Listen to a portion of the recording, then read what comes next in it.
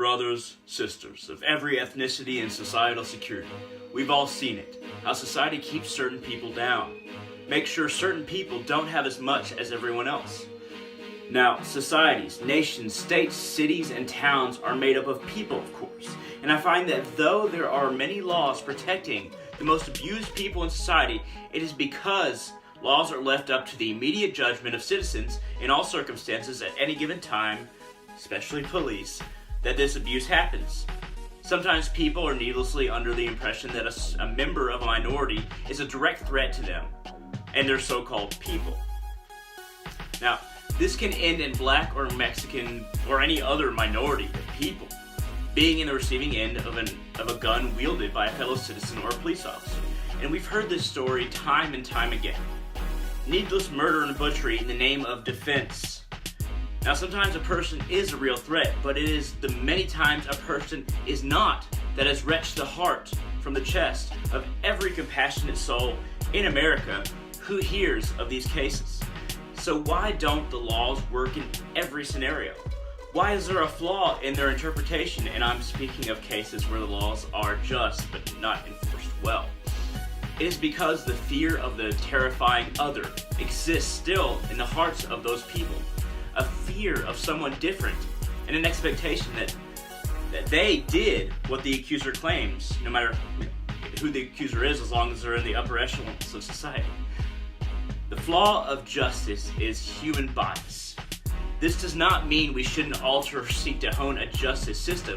It actually means we must work twice as hard to analyze evidence and gather it in the first place. Far more than the justice system does right now. But let me get to the point. Any ethnicity that oppresses another, any religion that oppresses another, any societal status that oppresses another, and any country that oppresses another is creating fuel for a fire ready to be lit by the children of the oppressed. And it is our children who will have to put it out. If you separate yourself from someone of another skin color or religion, know this: nobody wins for long. The wheel of cosmic justice is much larger than the grind of society, and even if you are simply selfish, know this: the cosmic wheel you are too small to see will come back around. If it doesn't crush you, it will crush your children.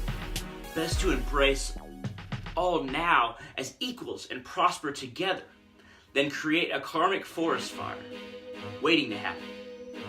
Do your part to end bias, to end pain, and to end injustice. Now, consider this, brothers and sisters. We must consider each other. And we must understand that those who are on the receiving end of so much of this injustice do not deserve what they are getting. Some people are criminals, be they minorities or otherwise. But so many of these people being accused, being abused, being framed, being shot, being killed, are innocent people. And they're just under the assumption of their race, of their religion, of their culture, perhaps. So consider this for the sake of humanity. Consider this for the sake of each other, and take this into your hearts and try to do your part to end bias, because so many of these people that are dying every day, that are being imprisoned every day, are not criminals and do not deserve this. It all starts within. It all starts with every individual choosing to fight this bias, choosing to fight this level of pain that has continued for centuries. It is up to you and me to do our part.